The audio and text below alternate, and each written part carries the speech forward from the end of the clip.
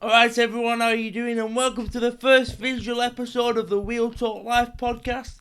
This is something I'm trialling out to go alongside my Wheel Talk Sport podcast, as I do visual episodes on their visual podcast. And this week we've got another fantastic guest in soccer and producer and presenter John Fennley.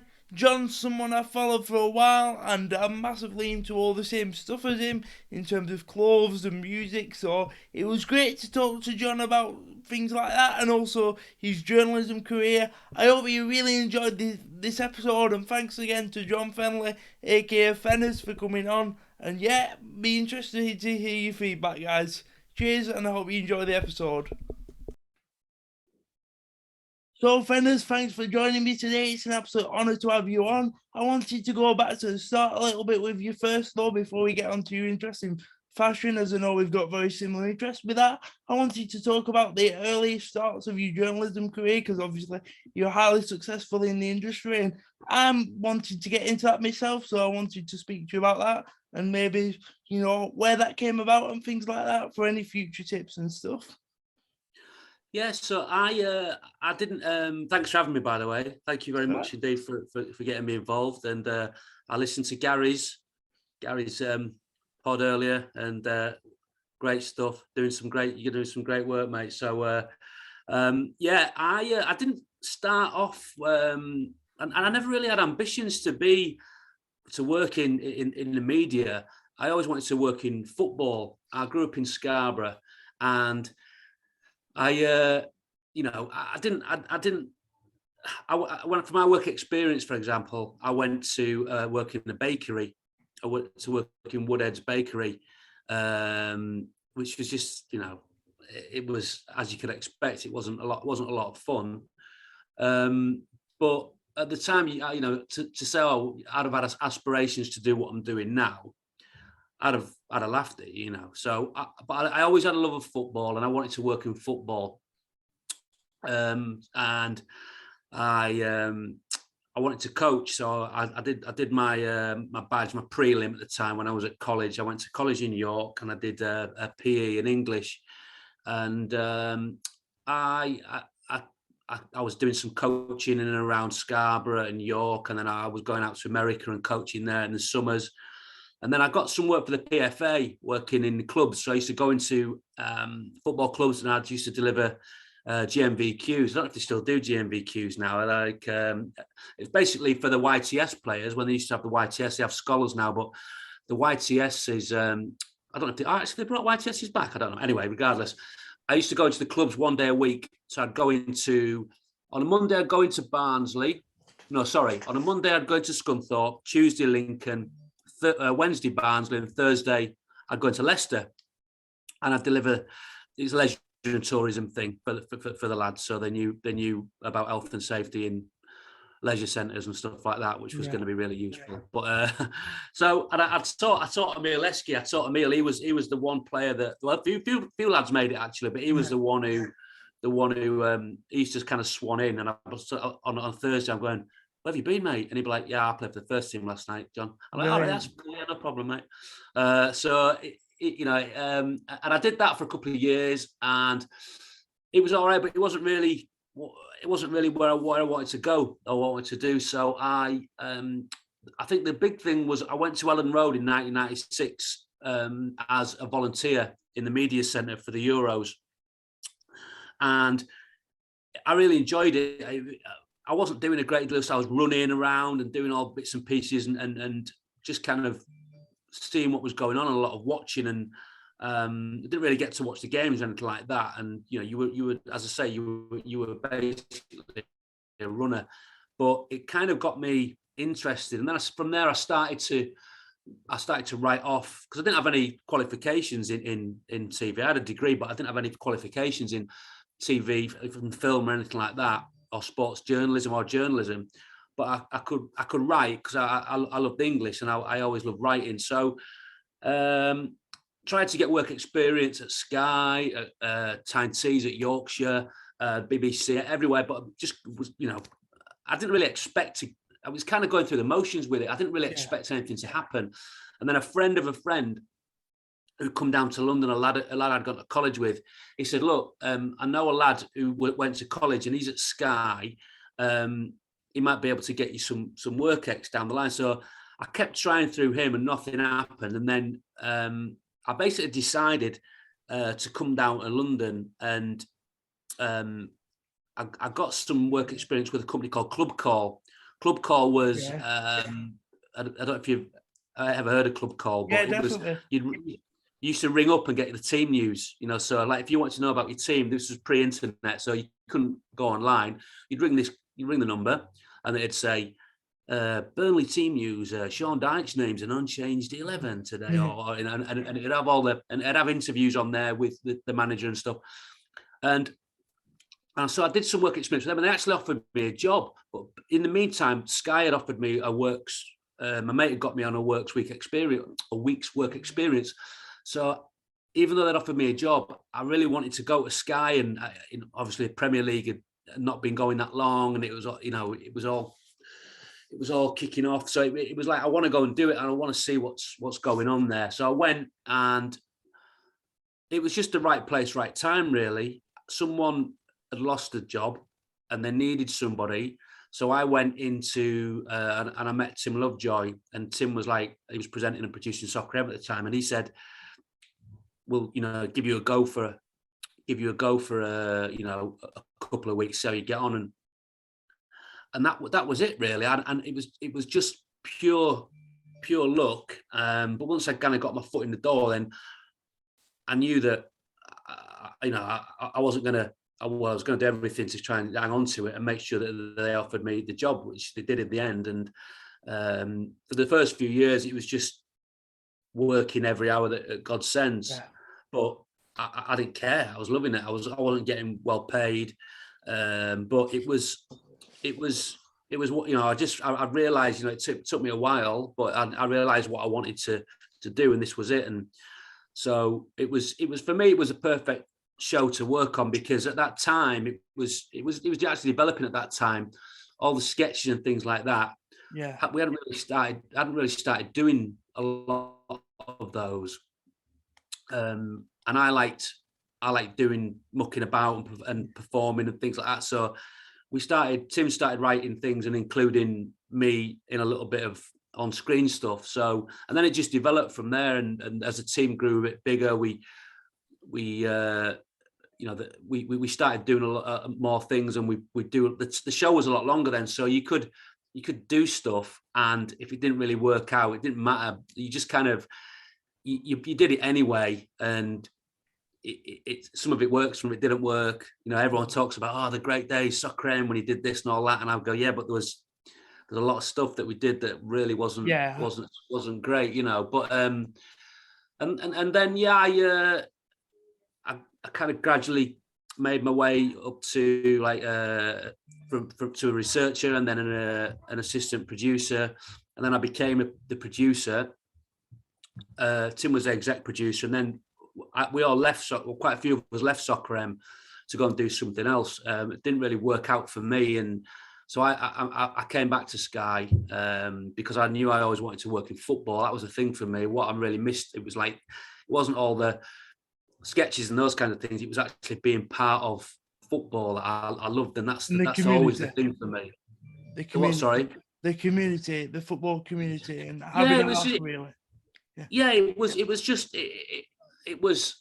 I just loved the day-to-day of being involved in and kind of like going and doing interviews or just talking to people about the thing and being in and around it. It was great, and I wasn't doing that when I'd left. So I came back and I did a couple of shows. I did a show called Take It Like a Fan, which was a quiz show. I watched that when I was a kid. Did you? It was very, I say very hand to mouth. It was very cheap and cheerful, and we worked really hard on it to bash it out. And I was doing Soccer Saturday at the time, so I was doing interviews for Soccer Saturday, and I was doing Take It Like a Fan as well. So I was really busy, and then I went on to do Fantasy Football Club with Merce, which I really loved, because that was a real opportunity to sit and chat to footballers about the best players he played with, picking the best 11. I used to love that. And Merce was great. I got, it's one of my mates. I got on really well. I still get on really well with Merce.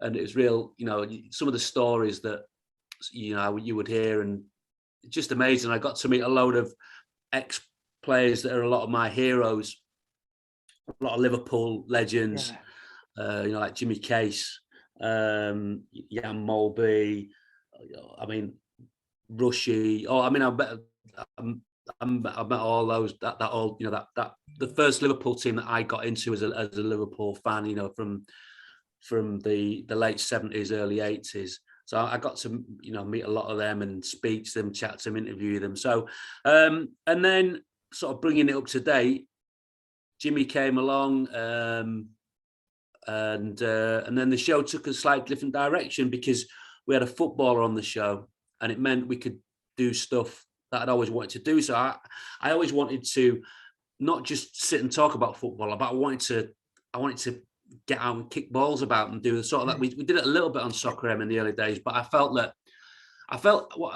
Joe, was that people, because of the revolution of online, people just didn't want to see people just talking. They wanted to see people doing stuff as well. And then footballers became more accustomed to doing that. And through club TV and stuff like that, it meant people demanded a bit more in terms of what they were seeing. And so it meant if we can get people out in the John Arisa kicking balls and doing drills with us and pro-am and stuff like that, that's my favourite part of the show. I love it all, but I love being outside there and everyone spanking balls around, and it's trying to get top bins. It's strange how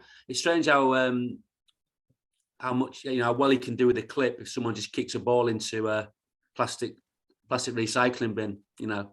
Yeah, I think people just identify with the program, just a group of lads and everyone having a good time and just an authentic kind of program, because that's what people want to see, really, doesn't it? Why do you think Soccer M's been a mainstay in like British popular culture for all this time? I think the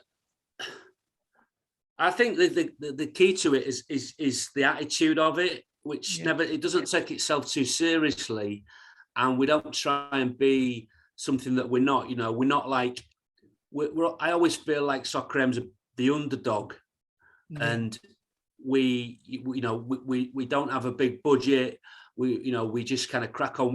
Guests who come on, I think we punch above our weight in terms of guests on a Saturday morning live show, because trust me, we're not throwing money around for the guests. So most people come on for nothing or next to nothing, and to promote and to talk about stuff. And I think it's I think it was when it first started and Tim developed it and it grew. It was a really kind of completely different thing. There was nothing really like it, and it was because it was on for a long time. It was on for 4 hours and then it was 3 hours. It allowed you to, pop off, have a cup of tea, have a bacon sandwich, whatever, come back and it was still on. And then you could go and have a shower and you come down and it was still on. And then you could pop out to the shop, whatever, and get a paper and you come back and it was still on. People didn't have mobile phones. There was no internet. So it was kind of appointment to view. And we understand now that, we still try and we want people to watch it live. It's people say, when do you record it? And we're like, well, no, it's live. We do it live, and it's for anyone who's been down. I think, they would vouch for the fact that it's a much better show when it's a great show anyway, I think, but it's a much better show when you're down there and you're part of it, and when you've got a live band and you've got a live audience. Obviously, COVID's had an impact upon that, but I think we're doing right. But yeah, so to answer your question, I just think that it's always kept its sense of humour, and it understands where it is. We're not part of that. We're not part of the TV world. We're not kind of really part of that. Yeah, we're an entertainment show, but we're a football show as well. So we're not. We don't. We don't sort of. We know our place. I think that's the thing, and so if people go, "Oh, that's rubbish. That was crap." That I go, "Yeah, we know it's crap. Yeah, but we enjoyed it, and it's like if we enjoy it, and when we're making the show, the sort of rule of thumb was in the old days, you didn't have any feedback from Twitter or Instagram or anything like that. We just made the stuff that made us laugh, and that's what we reverted to. So we all go, if we think it's good, if we think it's funny, as long as we're having a good time, then hopefully the viewers will go, "Oh, I wish I was down there. It looks like a good laugh." I'd quite like to be involved in it. I think that's the key to it is the attitude of the show, I think. I think you're totally right. Like, it caters for a variety of different audiences. Some people who watch the show might not even watch football, but just tune in because they like to see you guys having a laugh. You mentioned there some of the caliber of guests that you've got on. In the early years of your journalism career, have you ever been starstruck at any point? Because I know you like your music, and they've had musicians on such as Noel Gallagher. Have you ever been starstruck in the early years of your career? I wasn't. I don't think I've been sort of starstruck per se on Soccer AM, but obviously it was amazing to get when you get these people on, and you meet Noel for the first time, when Noel came on the show, and Manny, and Johnny Marr. And then Robbie Fowler, Gaza, these sort of people at the time.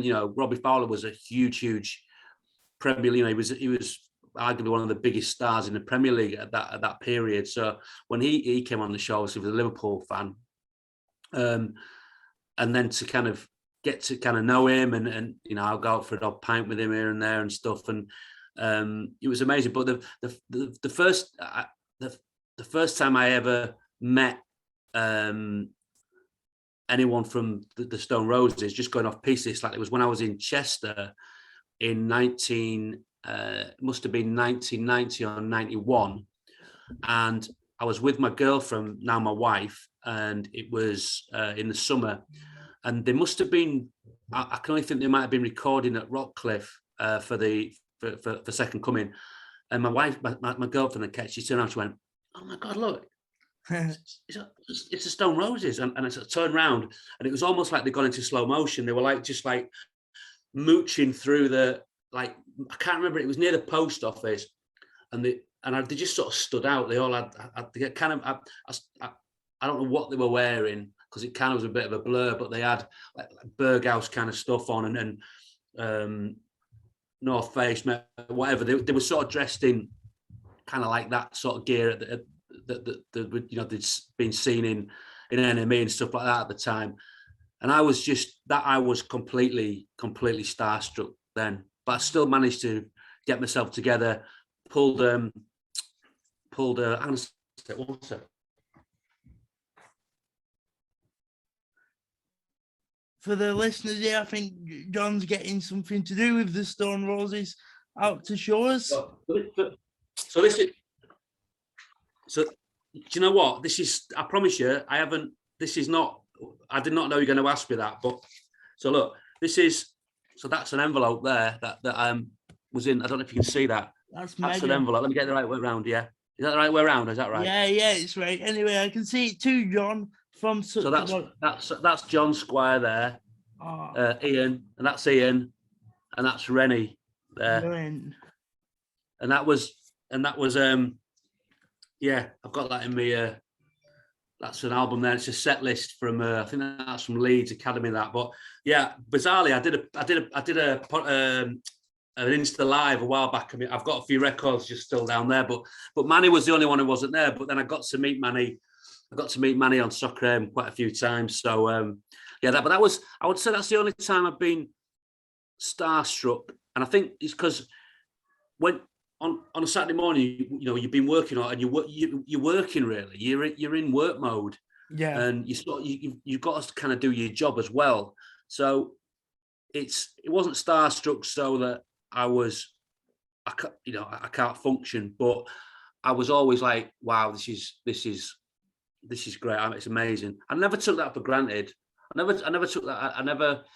I always, even now, it's like get to meet new people and interesting people and different people from all walks of life, and I love that. I love that. I love the fact as well we get a lot more first time guests on now. You know, there's a lot of people we go, oh, you're making your Soccer M debut. Seem to be saying that a lot at the moment, because we are, you know, with a lot of fresh talent. We're trying to be a bit more, you know, a bit more diverse with everything we do. I think Soccer M's always been pretty diverse, maybe not in terms of ladies and girls. We need to do much better with that, and it's something we really are working on, and we do try, and it's like, you know, it's turning a ship like a big ship round. We just got to keep doing that and trying to, you know, get female goalkeepers on and out in John Anarisa and do that, and as I say, it's you know, we're trying very hard to, and the WSL's been great for us as well, because it's allowed us to help to promote that, as well as it's great for us to get some of the guests on as well. So yeah.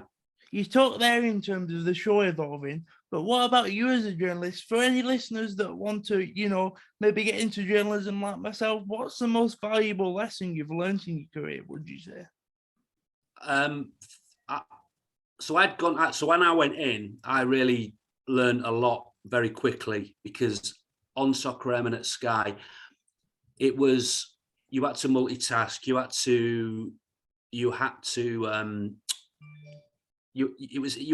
was very much sink or swim, and it was quite a intense environment initially, and it was hard for me to, you know, kind of find my feet initially. Felt a lot of pressure, wasn't quite sure. It's like, you know, you're getting, you know, people want now stuff now, yeah. People, yeah, it's like, I want that, and you know, the producers had worked on Big Breakfast, and you know, they were used to that kind of, right, come on, sort that out. Where is it? And you know, so it was intense. But so the key things for me were the organisation, and I say that to people all the time still now. It's like, you know, basic things like, make a list, you know, have a pad. People get the phones and they go, I'll put it in my phone on my notes. It's like, well, what if your phone runs out of battery? You know, it's like, because the different thing is, when you realise that you have to do it, and if you don't do it, the buck stops with you.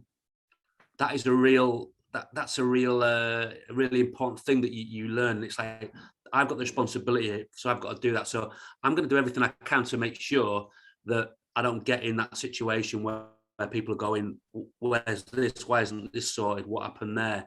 Because no one likes having those conversations. So I was like, made lists, take on responsibility, and volunteer for things. If, you know, put your hand up, even if you're like, I've got too much on, put your hand up. No, put your hand up, put yourself in a position enough times that when something eventually does come your way, then, you know, you might be in with a shout. And also listen and learn, and by putting your hand up and getting responsibility to go and do things, being asked to go and do things, you learn. And there's so many elements to what we do. You know, Soccer M looks like a very thrown together kind of show, but it's really well produced right from the start. So from a Tuesday morning, for example, so we have a production meeting on Tuesday morning, where we sit around, we have a chat about last Saturday's show, what we thought, where was good, what maybe needs tweaking. Then we look ahead to this week and we work out who's on, what we're doing, and then we all go away, and then we start working on it, we start writing on it, and everyone's we delegate the stuff, so everyone's got maybe a guest. So there's 4 guests, and then this week 4 people everyone will have a guest. Pro-am, someone will sit and they'll write that and they'll produce that. And you've got to think about everything, every word that's said, every sound effect, every little joke, every bit of music that you're going to use, costumes, what we're going to, you know, what's the theme. So for example, this week we'll probably do an NFL themed Pro-am, because it's the Super Bowl and it's on Sky, and so it's a good way to have a bit of fun. Maybe me and Jimmy dressed as, you know, NFL players, and and then it's good because that's the fun part of Soccer AM. You can just do program as a straight quiz. You could just do it and ask questions, but I think viewers like that bit of a little bit of silliness, not too much silliness, because I think there's got to be a reason for everything. I think that's also really important. And I would say to people, if you're coming up with an idea, what's the reason for it? There's got to be a point to it. Otherwise, there's got to be an element of kind of truth in it, or some or a reason for it. It can't just pull something out. Oh, let's do this week. Let's do a pro-am as spacemen. Why? Well, it's like there's no reason. So it's got to kind of be rooted in some semblance of reality, I think, to make things work. Does the phrase "bringing something to the table" spring to mind for you when describing? You've got to make sure that what you're bringing to the table is newsworthy, so to speak. Yeah, I don't think Soccer AM is something. I wouldn't say we're particularly newsworthy, but I think content worthy. Then, sorry, content worthy. Yeah, absolutely, because because the producer, it's like you think about the word. It is you have to produce something from nothing. So ultimately, a lot of the time, you're sitting there with a blank piece of paper. Yeah. If I write pro-am, for example, or I write an interview with a guest, you start with a blank piece of paper, and then you finally start. And I think something I've learned as well, and I hear a lot of people say, is once you've started to write it or type it, whatever it is, then so just write anything down. So that's what I would do. So if I'm going to write, for example, a sketch, or say for pro-am this week about, and it's based around the Super Bowl, so I'll just write a load of buzzwords down, keywords, things to do with NFL, things to do with Super Bowl, anything, and then you start making little connections. You think, oh, there's a little joke there, and then you go away and you nick a few gags, or you find a few bits and pieces, and then you start developing. You develop the thread for it, and then obviously there's a format. There has to be a format for the quiz, and the format for me is interesting because as a producer, sometimes you can get like, we need to change the format. It's like, we're tired of the format of it. But then viewers like the regularity. They like to know what's coming up. So they like to know, like, part 2, it's Shocker Saturday, and then part 3, it's Pro-Am, and then the drill's at the end now. So they like that. They like to know, they used to, in the old days, they used to know that, when we were going to do like Soccer Locker, or, that part of the show. So, it's, you need a structure, but then within that structure, for every part within the structure, you need to be able to be free and muck about with it and do what you want with it, and change stuff up.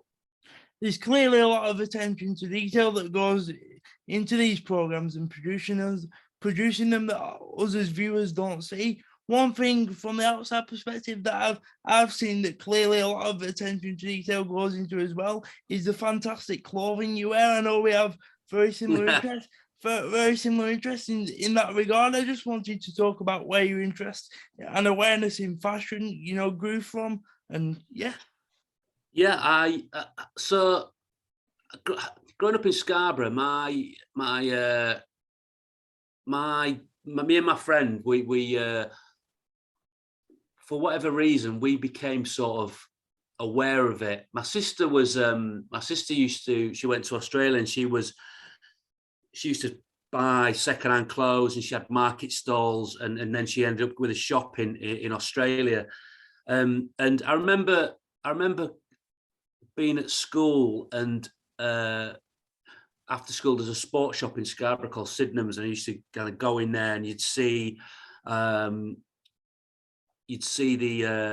it was the classic Adidas cagoule. It was like it was blue and grey, and it had like a yellow stripe. I can't remember the actual name of the actual model, but so it was, you'd go in and you'd see that, and then you'd see, obviously I was looking at football boots at the time, so you'd see you know, be looking at Adidas World Cups and stuff, and then you'd be in school and you kind of see things sort of starting to develop and what people were wearing. You know, and so lads just weren't wearing school trousers. They were wearing Farrahs, and they were wearing pods and kickers shoes, not just normal shoes. And then they were wearing Pringles, and then lads were wearing like a Ticini under the Pringle, and it was, and then it was, you know, then it was a Patrick Gould or Kappa Gould. I had a Kappa Gould, and then it, you know, Scarborough didn't have any shops really, so I can remember me and my mate, we heard that there was this guy on the seafront and he was selling Lacoste or Ticcinis. I can't remember. It might have been both. And I can remember me and him, we walked up and down the seafront all day trying to find this guy who was selling the stuff. And he might have been there, it might not, it might never happen, but he probably faked anyway.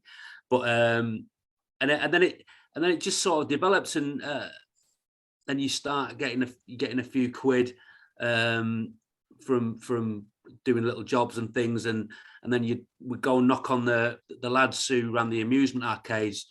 They had a few quid because they're obviously their parents owned the amusement arcade, so they were always like really dressed nicely. And I remember like he had feeler trackie on, and he had like sort of set like semi-flared jeans and gazelles, and it just looked mint. And I remember knocking on one of the lads' doors and saying, "Have you got any stuff like you know you want to get rid of?" And he came back to the door with a bag, and it had like a Jaeger. I don't know if you know the brand Jaeger. It's like a sort of a knitwear brand, a Ticini tracky top and a Ticini t-shirt and some Ticini bottoms.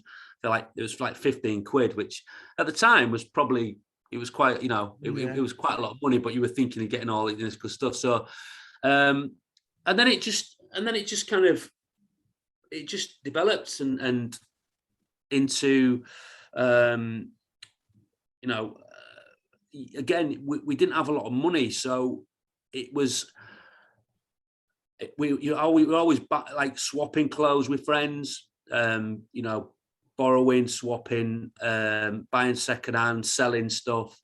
And I always played football. So I played football from being a kid up until I was about 30, 32, 34, like so 11 aside every week, 2 or 3 times a week. So I wasn't going to football like a lot of kind of like, what would you say, casuals, you know, back then.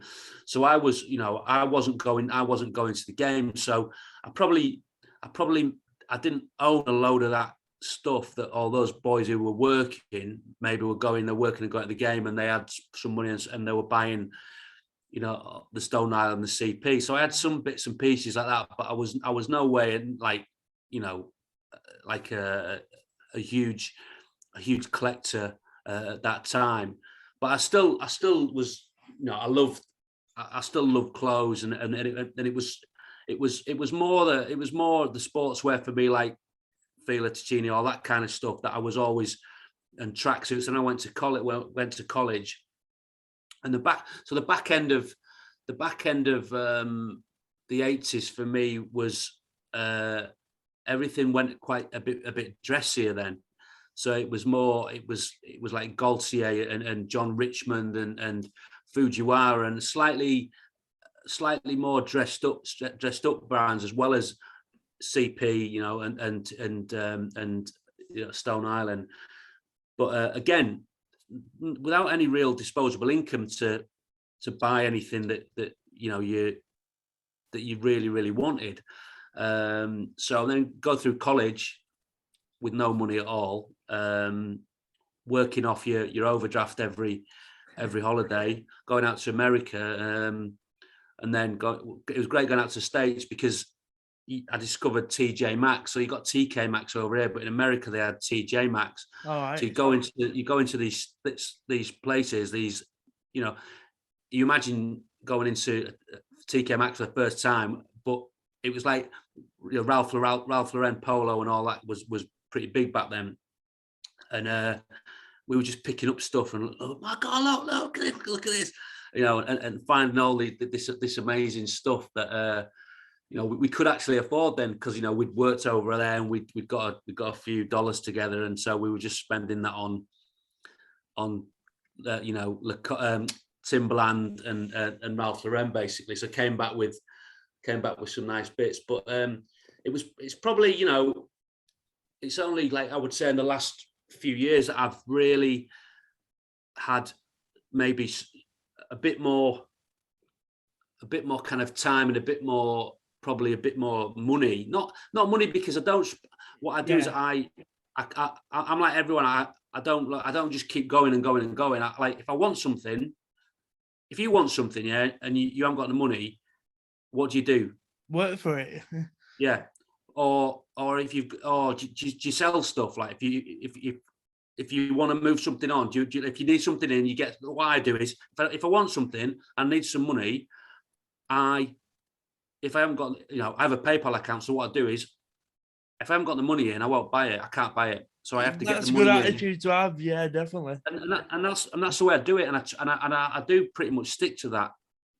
Don't get me wrong. I'm very lucky. I get bits and pieces sent to me from people who want me to, to wear stuff on the show, which is lovely. But, they are, I think, I don't accept anything if I'm never going to wear it. I think that's really, I don't like that. So but also it's nice as well, because there's a lot of independents out there who occasionally, I think I have helped some lads out a little bit who, there's a lad in Wales who's got a great little range in everyday garments, should I say? Sorry, not engineer garments, everyday garments. I like engineer garments as well, by the way. But he's a great lad, and he's put his range together. So I've worn some of that on the show, and but I wear it because I like it, and also because it's helping him out as well. So. Yeah, I know that firsthand, in the sense of, you actually wore one of my friend's garments in his company, Project North. He told me, he sent you some gear and you wore it on Soccer M, and he was quite buzzing about that. So appreciate that one for him. And another question really was, when you put an outfit together, does it influence the way you feel? Because my mum's always saying that to me. When you look good, you feel good. Do you concur with that? Yeah, I do, absolutely. And the funny thing is, Joe, I've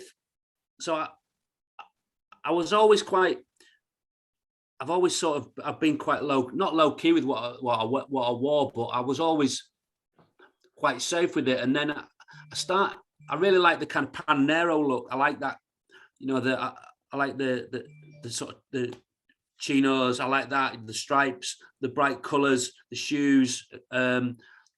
And I love putting that on, and I started to think, you know what, I'm gonna wear what I want more. And some people can't handle it. It spins them out a bit. They're like, "What are you wearing? Why are you rolling your trousers up?" And it's like, "Don't worry, lads. It's all right." It's like, I'm wearing it. It's like, you're prerogative, isn't it? Yeah.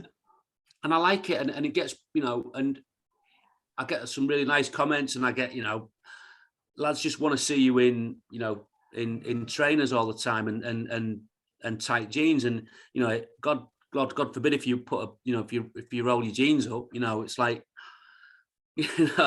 but I do. I get a lot of comments. not a lot of comments. I get a lot of people chatting to me, and that's the big part of it for me, is the talking about all this. It's nice. Well, the reason we're talking now is probably as much to do with clothes and music, maybe, as it is to do with the fact that that I do it's not as football, should I say? So I get a lot of messages, like lads asking, "Oh, where'd you get those from?" or this, that, or what do you think about that? And I love all that. I love the conversation. I love the to and fro, and everyone talking about and sending us pictures, and I still, I got this jacket coming in, have a look at this, and what do you think to that? And, how old's that? And let's have a look at the serial number, the art number, and work out how old it is. And I've met so many great people online. I haven't met a lot of them in person. Yeah. And I talk to them, a lot of them every day. send them a message about this or that, and they'll send me stuff, and someone tips me up about something they've seen on eBay. Oh, look at this. It's like, oh yeah, great, thanks, mate. And it's a nice community. It's good, you know. Obviously, you do get people who just, you know, for the sake of doing something, say a negative comment. Yeah, but I suppose you got to really ignore them, haven't you? Yeah, it's just that thing, and it's like some, you know, I can live with it. It's you know, it's as long as they don't, it doesn't cross the line too much and they get too personal. And if they do, then I will message them back and just say, come on, mate, you know, it's a bit silly this, you know. And then generally they go, oh, you know, I didn't mean it. I was just mucking about, you know, and it's fine. I get it. It's just, I think people think they could just say what they want, really, you know, and I don't mind if people criticize, oh, I don't like what you're wearing, or I don't like your presenting, or I don't like. But when they start, when it gets personal, then that's when I kind of go, yeah, you know, that's when I don't like it then. Healthy conversation is the way forward, even before any of like the, you know, intricacies of journalism stuff. I think having a conversation is what it's all about, really, like what we're doing right now. One way that I've seen you do that is through your Lifejacket Instagram page. Can we touch on that and when it started and the idea behind that?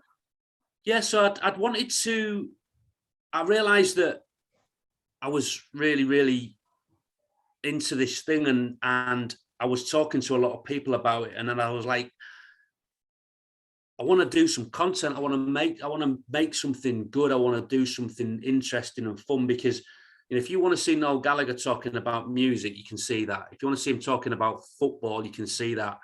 But if you want to see Noel Gallagher talking about clothes and jackets and fashion and growing up around that scene and stuff, even though we know that he loves it, there's not really anything out there. So I was like, I want to go and do that, because I think I'm in quite a good position to, because I love my music, I love my football, and I love clothes, and I felt that I was in a good, like I wouldn't say a unique position, but I felt like I can make content as well. So I was like, I want to go and talk to these people and tell their stories, and just, you know, give you, for example, you know, another place to find some content to go and congregate. Yeah, because I felt that there's not enough of that stuff, you know. There's not enough stuff out there, and it's not just sitting down talking to someone like Noel. It's right, let's talk, let's work out how to get a stain out of a jacket, or let's go to an archive, or let's do an Instagram live where we talk to a collector, or let's sit and talk about mental health, or you know, let's go. And so I basically, I got the name Lifejacket, and then I was like, right, I've got that, and I have fully intended to start doing more stuff, but then life gets in the way a little bit, and so it's just, if you go on my page now, it's just photos generally, and it's some videos, and then I'll do Instagram live, and I'll occasionally do a giveaway. But what I'm hoping to do is, in the autumn, I'm hoping to kind of do a relaunch, with a sort of a clearer kind of vision of what it is, which I'm going to kind of start doing soon. So I've done some interviews already, with various people, and I've started to talk to people about who might want to kind of partner up to help me do it, because I've got a full-time job. You know, I do soccer, I love soccer. Hopefully I'm going to be doing that for, you know, a long time. If my boss is watching, love you. But you know, so I need to, you know, I can only really do this in my spare time. But what I have found is, when I wrote the article for Pananero magazine, big shout out to that as well, because I identify with a lot of what you said there. We can touch on that in a moment, but yeah, like you said, you wrote the article for Pananero. If you want to talk a bit about that, sure. Yeah. So I wrote the, so I didn't write it. The guys up at Pananero, Bobby Airdrie, as he is in my phone. he contacted me and said, "Would you like to do an interview for Pananero for episode? No, not episode. What's the magazine called? What? Edition. Yeah, that's it, mate. You're going to be a journalist. The second edition, he said, "Would you like to write? Would you like to do something?" And I said, "Sorry, it's all right. Sorry, one second, mate. I'm just doing a podcast, mate. I'm just doing a live podcast, mate. Is that all right? I'll ring you back, yeah? Cheers, mate." Well, I did that bit out. No, I'll leave it in, mate, like that. Does he not know I'm doing a podcast? What an idiot. Robin Maxwell, that's my brother-in-law. Anyway, right. don't give me give me a name checker like that. So they said, "Do you want to do it about soccer M?" And I went, to be honest, I don't mind talking about soccer M, but it's I feel, I've kind of done that a bit, and it's like, so why don't we do something else? And I said, how about I do something about my experiences of mental health, with me growing up and family and me. And they were initially, I don't know if they were that, I think they were a little bit reluctant at first, because I thought they thought, well, that's a bit, might be a bit, I don't know what they thought really, to be honest. But anyway, they came back and they went, yeah, we think it's a good idea.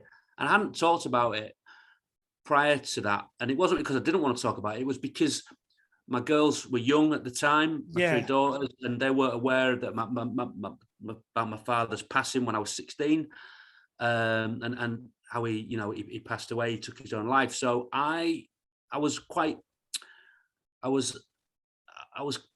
a little worried about them finding out from a publication or something on the internet, something like that. So anyway, I spoke to my daughters and they were like, "All right, got it, Dad, yeah, get it, understood." And they were absolutely fine with it. So that gave me the confidence to say, right, I'm going to sit down with Bobby. And he came down to Soccer M, and we sat outside the John Arne Rees. It was a lovely day, and he just got his phone out and recorded it, and we just chatted like we're chatting now, and basically went through the story. And the reaction I got from the story, and people say this a lot, and without sounding like cliched, it was phenomenal. And I never realised really that so many people would come back at me with the same kind of message, which was, I didn't think you would be someone who struggled with your mental health, and I've struggled with my mental health, and you articulated it in a way when you talked about it. You touched upon things that I recognised in myself. And the key thing for me, Joe, was when people went, and now I've gone away and I've spoken to my wife or my partner or my mum or my dad, and I feel better for it.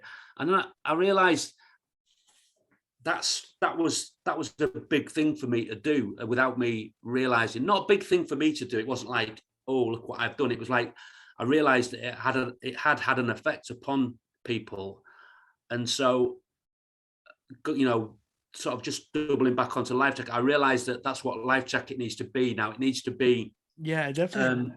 It needs to be about, it's Lifejacket and it's about clubs, but it's not about clubs. It's about the conversation. And my mate said to me, you need to sum it up. You need to come up with something to say what it is.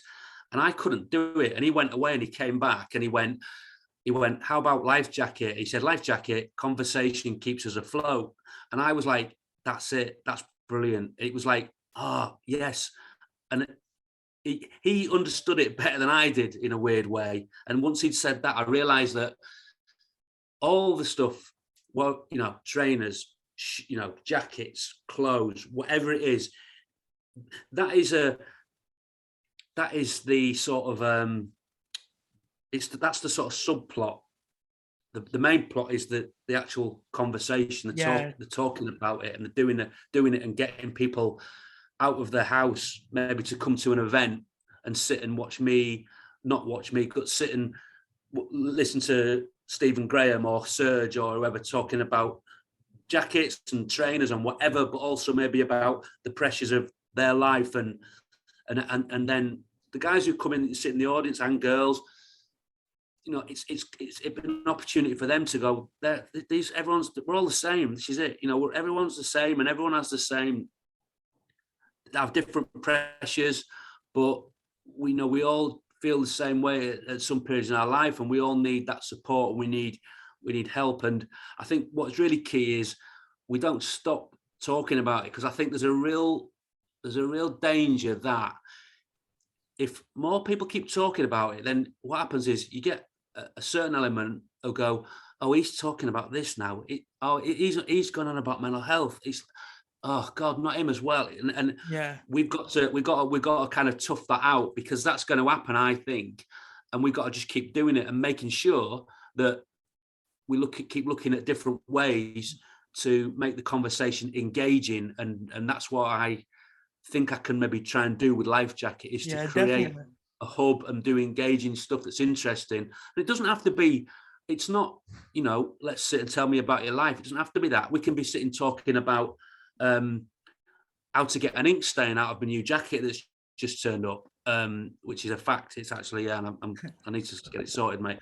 But it might be about that, and it's just, we're engaging, we're talking, we're connecting with people. And you know how many people are into this stuff, mate. It's it's huge. It's a huge thing. The way you articulated it in the article and there, John, it's just phenomenal, really, because there's no, big words that people don't really understand. It's from the heart, and I think that's, the key thing. Somebody like you using your platform for a good thing to spread awareness, and it certainly helped me as well, because thankfully I have got a grip on my own mental health issues over the past few years. But I've been very honest, the pressures of university have sort of brought it back a little bit. But you shouldn't really compare your own journey to other people, really. We're all on our own journey, and I think it's a really good message, isn't it?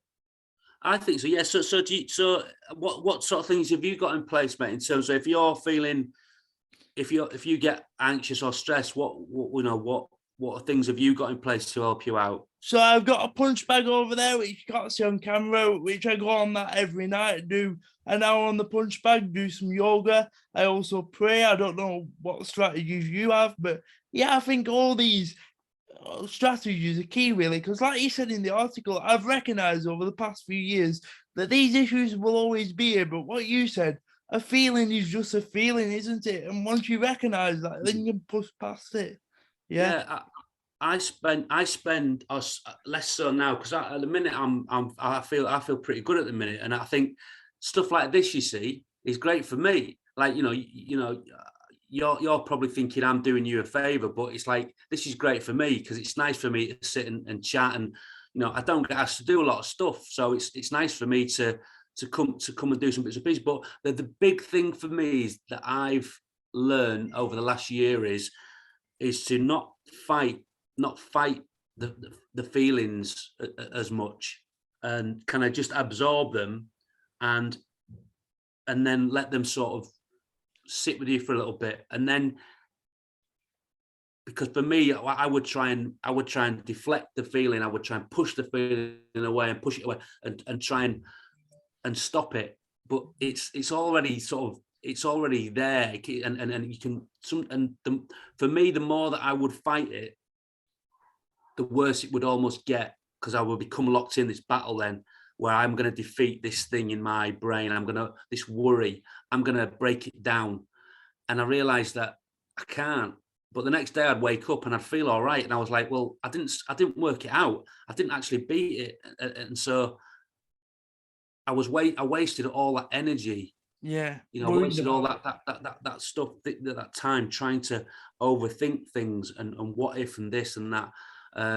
So now I'm like, if I feel something coming on, or I feel anxious about something, for me, the things that worry me, and they're not like normal things. So it's not like the tax man, or or parking tickets, or work, or even like my family not being well or something like that. Then I can obviously, that's upsetting, and it makes you feel low, but I could cope with that sort of stuff. For me, it's the stuff that it's not, a lot of it's not really that logical, and it's and it's maybe stuff from the past that just kind of drifts into your head, and you start thinking about that, and life and how things are and stuff. So but I've tried to well, I'm saying I've tried to. I basically now just more comfortable with a feeling, and everyone knows now, and I'm because I'm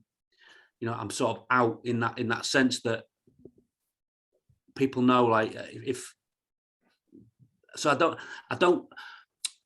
don't feel the pressure of it anymore. I don't feel the pressure of it, and I don't feel like I need to like block it, keep it locked up. I feel like if I'm having a bit of a rough day, I can say I'm just not feeling super today, and it's like, and people won't go, oh, what's the matter? And I go, well, it's quite hard to, sometimes it's very hard to get to the bottom of it and to explain to people what the thing is. So I think it's just that understanding that you're not feeling 100%, and tomorrow you're fine. It's good, So I'm that's the key thing for me. That was the key thing for me. I've properly enjoyed this discussion, Fenners. It's something that I'm really passionate about, and we've got similar interests as well, especially on music terms and fashion. That brings me on to my final couple of questions, really. What was the soundtrack of your youth? Because I know you're mad into Stone Roses like me and other bands as well. What was the soundtrack of your youth, would you say? So, I mean, when I was, the first album that I bought, I remember thinking about this the other day, and it's a band called Big Country. If you know Big Country, a Scottish band, lead singer Stuart Adamson, and I love Big Country. They were brilliant. And then I was massively into In Excess, Australian band.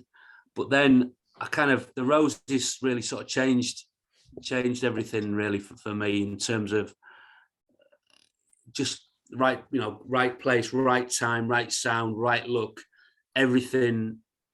It was just it was perfect, really, the whole thing. And it was like the sound of the record, the not just like the songs themselves, but the way the songs sounded, the production on it, everything was just, and his voice just like, it's like he's just like not just like almost not trying, but it just fits. It's just, if you know that, if like if you're trying to explain the album away to someone, you just got to really put it on and go, and the way the way it starts, the way it finishes, the whole thing, and it's just amazing. So that they were kind of like, they changed a lot, and they were massive for me as well in the time when I probably wasn't massively well.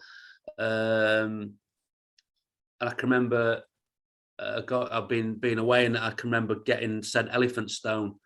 Brilliant tune on a cassette, cassette single, I think it was. And I hadn't heard it, and it was like, again, it's sort of, just another amazing tune, which really sort of lifted my spirits at that time. I remember I was quite homesick. I was in Australia, but the Roses were. My mate used to send me Roses postcards, and I still got a few, actually, some really cool. I got a great one with Cressa on it as well. So yeah, they were a huge part of my, that kind of man, being 19, 20, 21, and then going to college in York, and music was massive then, and so it was, Monday's Roses and Spiral Carpets, but then it became, it was Charlatans. But then, like, Wedding Present, Teenage Fan Club, Nirvana, Pixies, all that kind of stuff as well. I just, it's in, you would call it indie, I suppose. It was, I just loved all that, and I used to, used to go to quite a lot of gigs as well back then. So it was, and I loved it. And again, the job that I do allows me to listen to, people. I put a thing on Instagram saying, if you're a new band, send me some music, and I got inundated with DMs from people saying, listen to this, listen to this, and I listen to as much as I can. I can't listen to it all, and I get a bit annoyed myself sometimes, because it would be a full-time job, the amount of stuff I get sent. But occasionally I'll hear, like, I put something, I go, oh my god, that's mint. A guy sent me a track the other day from a band from Cheshire called Peach Street. I've heard of those, but I'll give them a listen. But yeah, and the track, I can't remember what it's called, but it's on Spotify, and it's mint. It's brilliant. It's great. So you get introduced to new music all the time, and that's a great thing about music. You know, I love seeing documentary and then going, oh, I'm going to go away and listen to, and you discover it. And I was watching one about Fleetwood Mac the other night about Brilliant, the dynamics within the band, and it often makes the music more interesting. I think if you know a bit of the story behind it, and then you listen to the songs again. So music's hugely important for me. It brings people together, doesn't it? And in a way, it's sort of been the formations of this podcast episode, which by rights we could go on and talk all day, but we've been going for nearly an hour now. But my final question, because I know you're a busy man, is in reference to one of your Soccer AM sketches. Have you got a cagoule and is it zipped up? I have got plenty of cagoules, mate. Yes, I have got plenty of cagoules, and most of them are zipped up. You know what? I'm not as cagoule heavy as I used to be. I've got smocks I've got quite a few smocks now. Smocks have kind of superseded the cagoules. Yeah. So, but yes, I have got cagoules, and yes, predominantly, Joe, they are zipped up. Thanks very much for that, Fenners, and that's a perfect way to sign off. Thanks very much for joining me. I'm personally buzzing that we've been able to do this interview because you're someone that I've followed for a while, and thanks very much for joining me. Top man. Good luck with everything, pal, and I look forward to listening to it. You take care, mate. Yes, John. Thank you.